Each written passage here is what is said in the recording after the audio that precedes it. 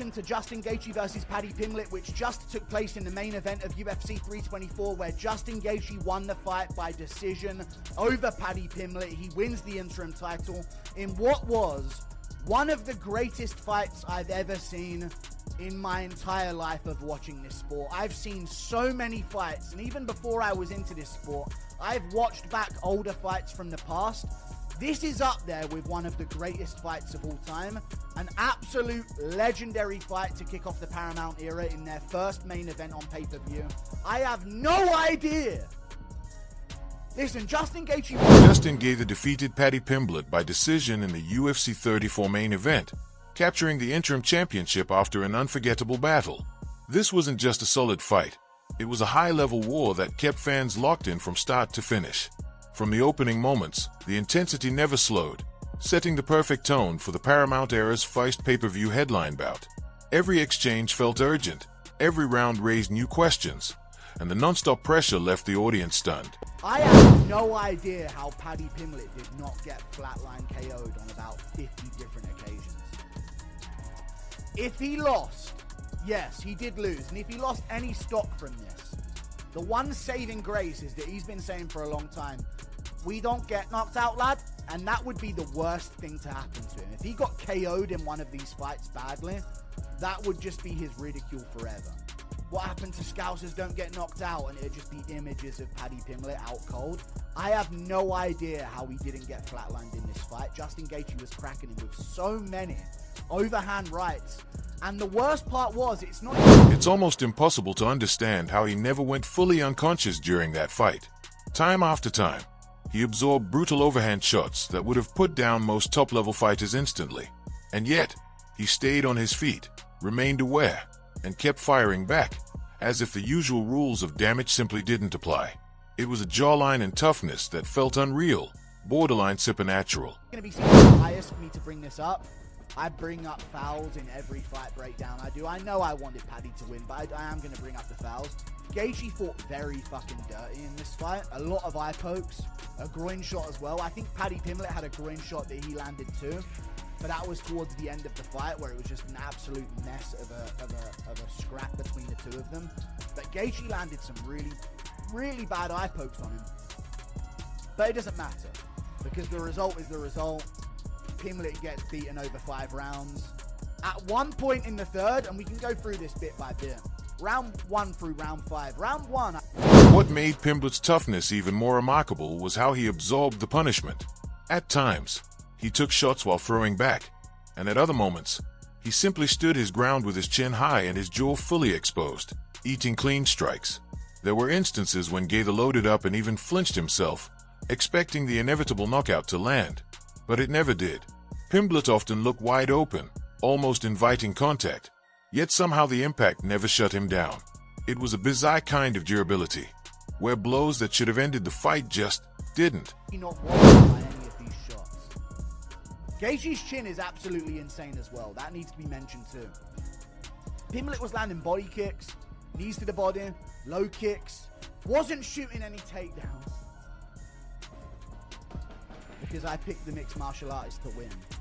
So he was just duking it out with Gaethje in round 1 and 2. Low kicks, body kicks, head kicks out of nowhere, uppercuts, hooks. He was landing good shots on Gaethje.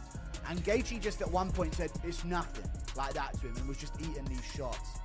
And then when Gaethje got going after the eye poke that he landed on Pimblett, which was pretty bad, and I was thinking, oh my god. The fight wasn't without controversy. Gaethje crossed the line on several occasions, including a questionable low blow late in the bout during the chaos.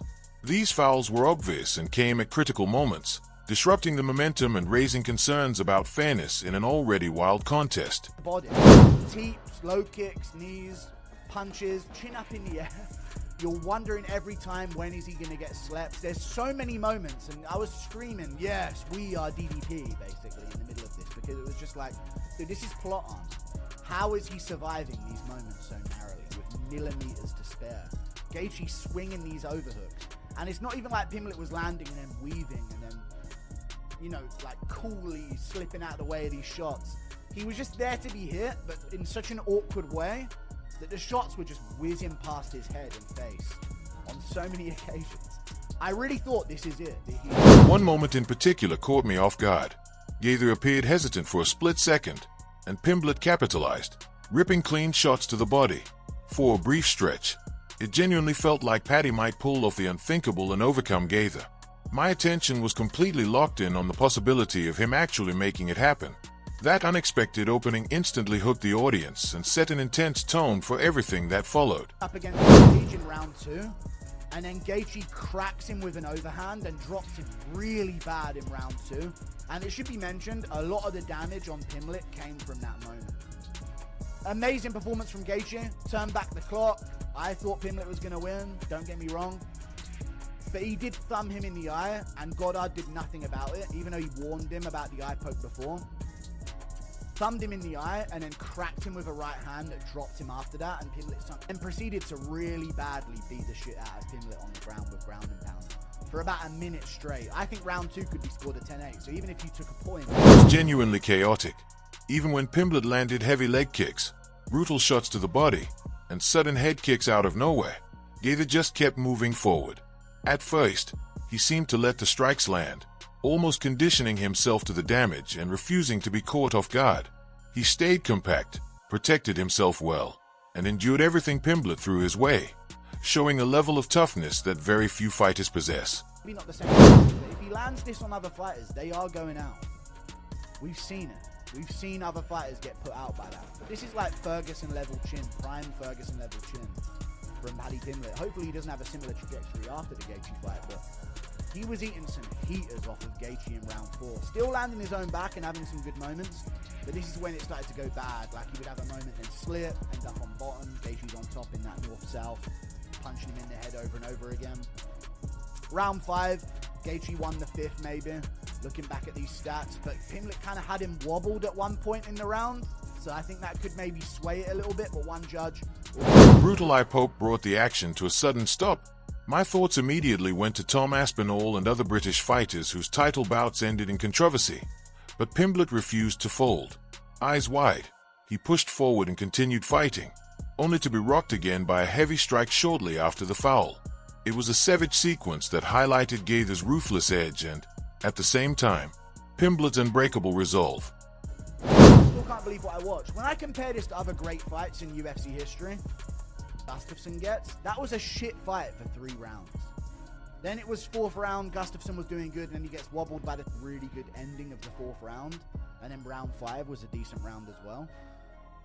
But this comparable stuff, but with more chaos on the feet in terms of the shots they were landing on each other. Non-stop violence, because these weren't like tappy shots that they were landing on each other, you know? It wasn't like 27 After the eye poke, Gaither immediately shifted into attack mode. In the 2nd round, he flattened Pimblett with a crushing overhand right, then unleashed a relentless minute-long ground and pound assault. That sequence alone created a massive scoring gap, making it nearly impossible for Pimblett to win without a finish. What followed felt unreal. Pimblett endured brutal shots to the jaw, blows that should have ended the night, yet somehow he recovered, stood back up, and fired back as if his senses hadn't just been rattled. His escapes were razor-thin, separated from disaster by mere inches. I found myself yelling at the screen, stunned by how anyone could survive such non-stop, elite-level punishment. Watching the chaos unfold, it was impossible not to think of Ilia Topuria. The sheer aggression, the constant chin checks, the reckless exchanges. It felt like the kind of madness that would make him grin. Even by UFC standards, this was an uncomfortable fight to watch, and that comparison only emphasized how extreme it had become. Then came round 3, and everything flipped. Despite the punishment he had absorbed, Pimblett found a second wind and began to take control. He led the exchanges, landing cleaner and harder shots, breaking Gaither down with precision. For a moment, it genuinely looked like a stoppage was coming. His offense was relentless, jabs snapping, body shots digging in, and leg kicks piling up. Gaither started to stumble, visibly feeling the damage for the first time.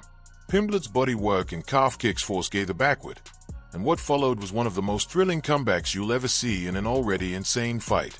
Just as Pimblett surged forward with momentum, a flying knee accidentally landed low, causing another brief pause. The interruption stalled his run, but remarkably, he regrouped and still closed the round strong, showing composure and mental toughness even after the setback. In round 4, Gaither reasserted himself. He found his timing again, snapping out the jab and setting up his trademark overhand right. At one point, he landed 3 consecutive overhands, shots that have put down elite fighters before. Pimblett absorbed them anyway. It became a masterclass in durability from both men. Pimblett's chin that night reached legendary territory, rivaling peak Tony Ferguson levels of toughness. We've seen what Gaither's power does to world-class opponents, yet Pimblett took those bombs and still managed to land meaningful offense of his own. It was grit bordering on recklessness, and while the damage was mounting, his refusal to fade was astonishing. The statistics barely tell the story. These weren't glancing blows. Almost every significant strike was a clean, heavy shot. The constant violence and sheer force behind each exchange made the fight incredibly difficult to score, as both fighters continued pressing forward without hesitation. Pimblett's conditioning, in particular, was a revelation. Concerns about his stamina dissipated. Winning most of them, and then now he's getting bingoed by rank 5. He kept attacking, proving he could go 5 hard rounds with a top-tier lightweight. That alone reshapes how his future potential should be viewed. Still, the early fouls, especially the eye pokes, remained a sour note. While fouls happen in combat sports, the lack of fair intervention during such critical moments raised questions about officiating standards in high-stakes fights.